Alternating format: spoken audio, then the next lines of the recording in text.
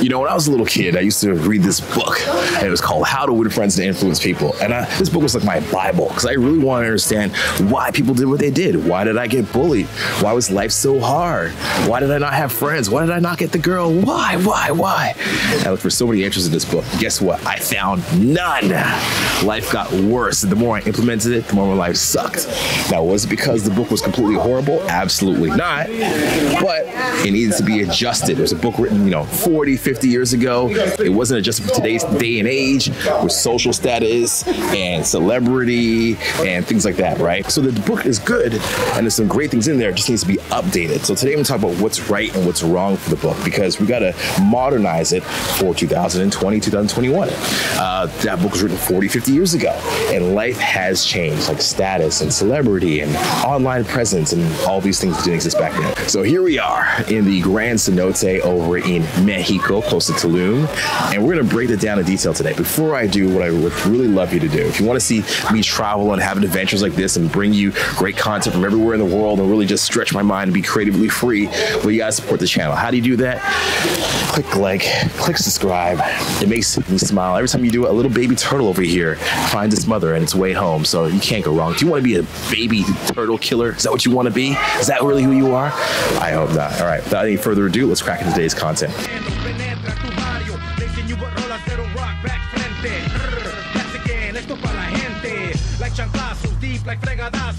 So I know what you're thinking, Madison, how could this book be bad? Millions of people have bought it. You're just jealous. I'm going to display some points here that make sense to you. And once you logically and critically go over them, you'll see, okay, I have a point here.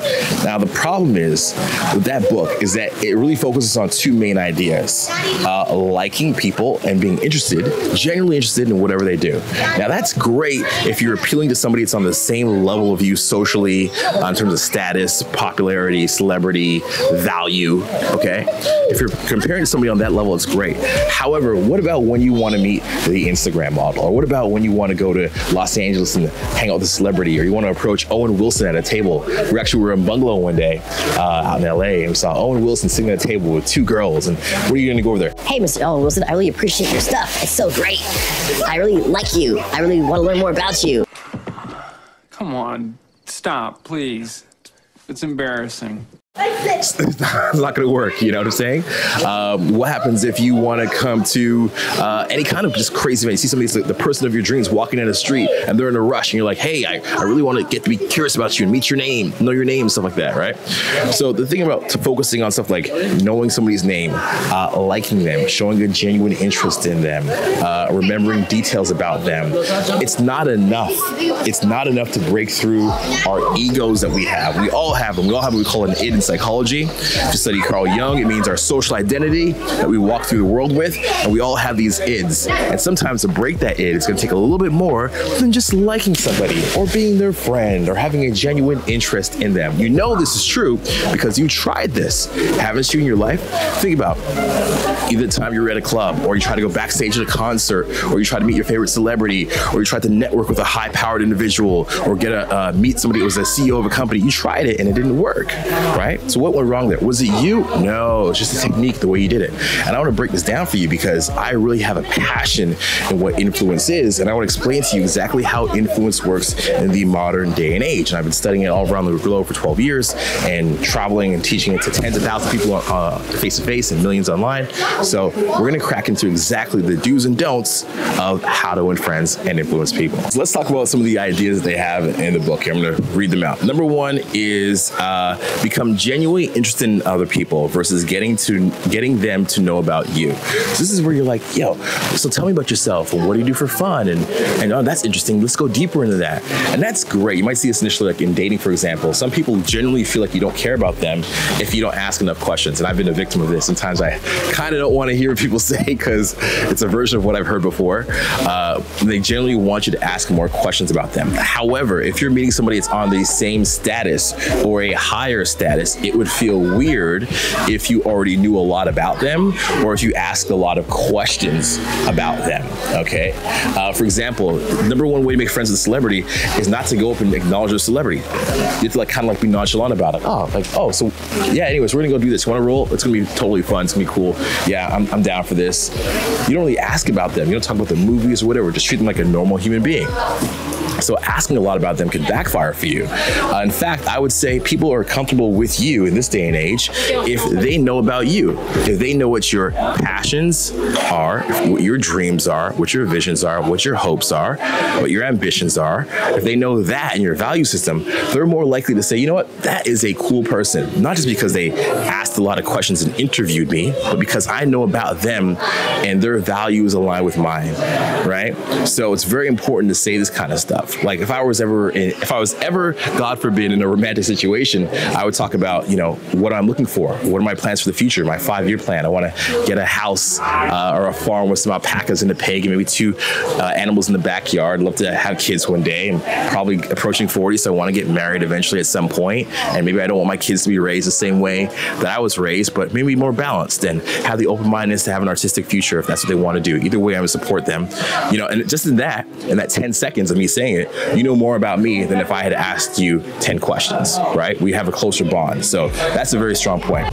Next one here, encourage the highest level you see in them. That's like saying to someone, you know what? I know you're struggling with alcohol and cigarettes, but I believe that you can put that down and you could be a person that's morally upright and righteous, and you appeal to their highest version of them. Now, this is somewhat true, but the thing is, you also see people just doing whatever they want and appealing to the lowest version of themselves.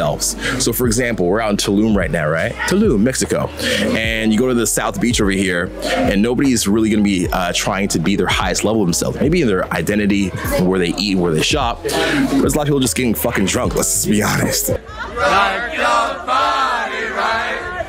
A lot of people just like doing as many drugs as possible. A lot of people just cheating on their spouses, just being as shitty as possible. So they come here, they come to situations to have fun and be the shittiest version of themselves. Doesn't mean it's not a part of themselves, but that's who they want to be. So you can imagine also like, there's this buddy of mine, he has a boat, okay? And he has a boat in Toronto.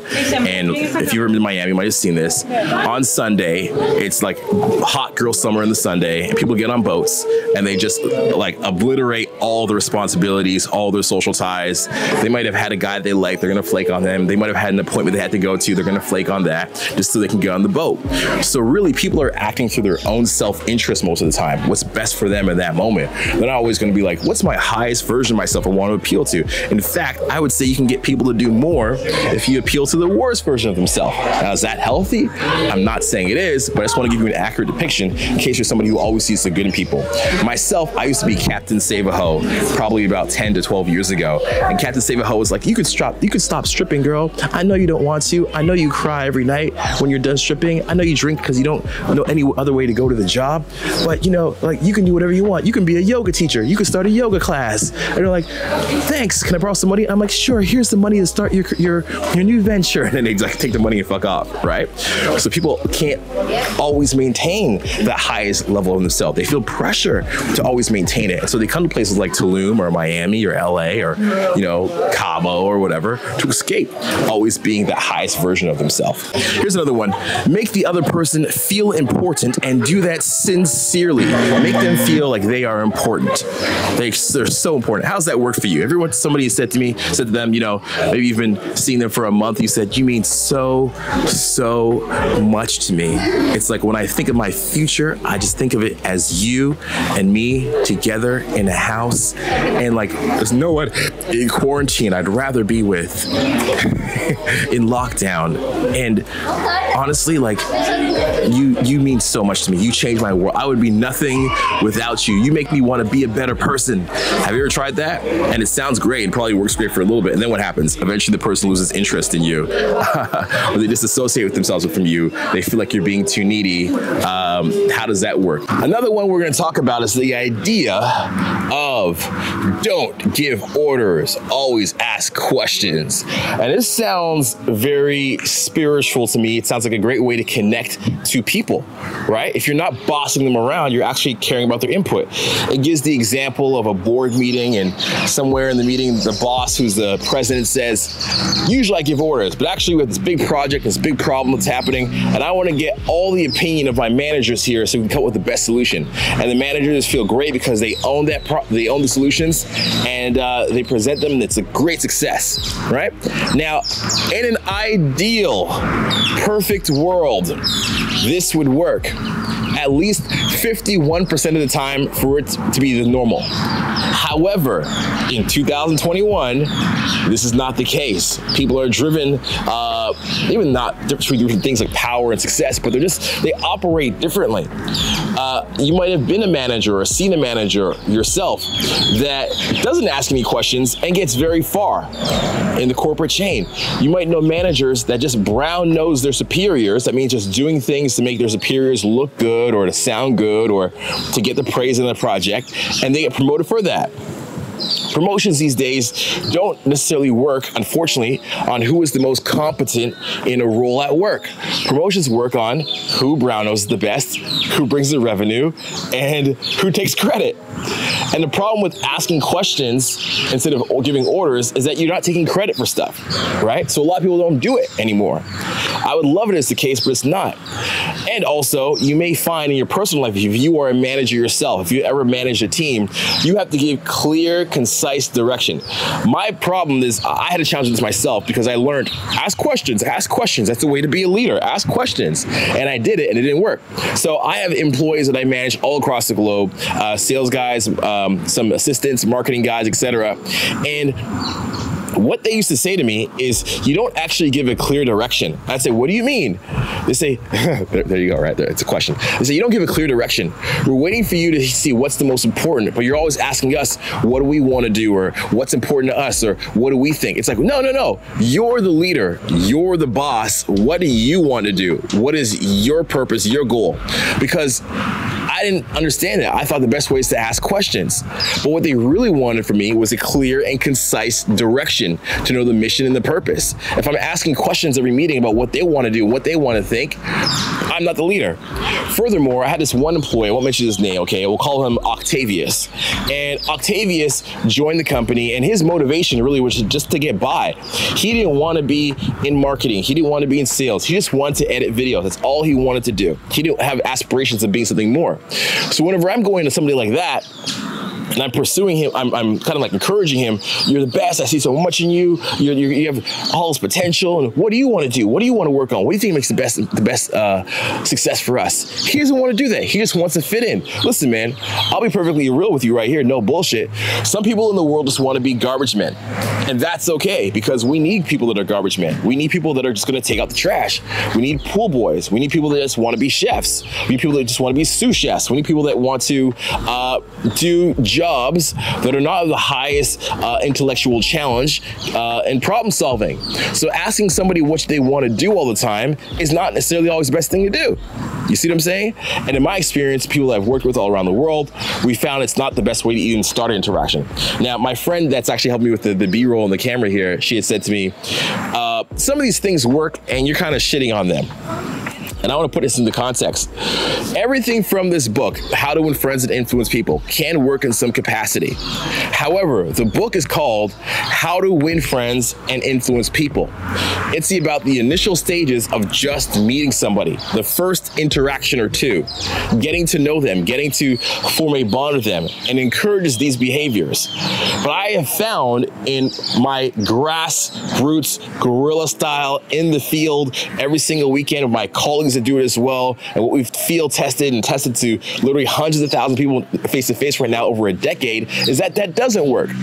Just repeating somebody's name doesn't get them to like you. Just showing a genuine interest in them doesn't get them to like you. Just asking questions rather than giving orders doesn't get them to follow you. And because of that, people start interactions with the wrong assumption and on the wrong foot, with lower value.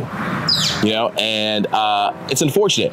And again, I'm sure this stuff worked a while ago, but it doesn't work for the modern day influence. And this is what I really specialize in. It's what I care about. It's what I'm passionate about. Why I had to study it, because so many books failed propelled me along my journey.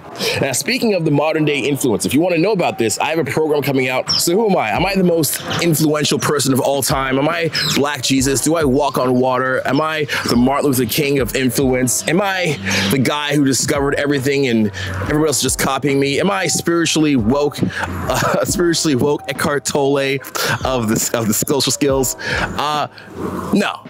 But I'm a guy who's had a lot of success in this area with students all around the globe. And I've taught this to other coaches all around the globe as well for several years, okay? So this makes me very profound and resourceful at getting coaches to their first $1 million in revenue throughout their coaching career. That might be a year or 2 years, however long they want it to be.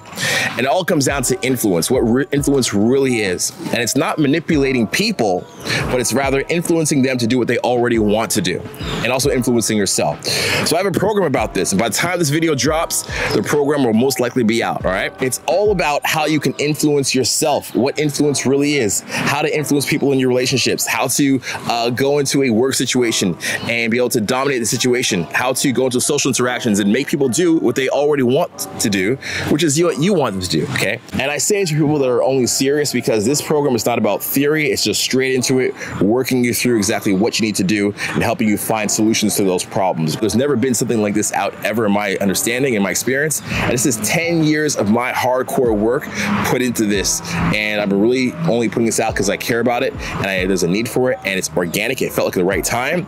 As I know, so many people are going into becoming coaches, like fitness coaches, online meditation coaches, sales trainers, managers. People want to learn influence to have a better relationship with their clients, to have deeper relationships with their clients. You know, the deeper relationship you have, the longer that relationship is. And if you're not making money in your coaching or influence, it's not because you don't have a good web page or a good logo. It's because you don't understand this.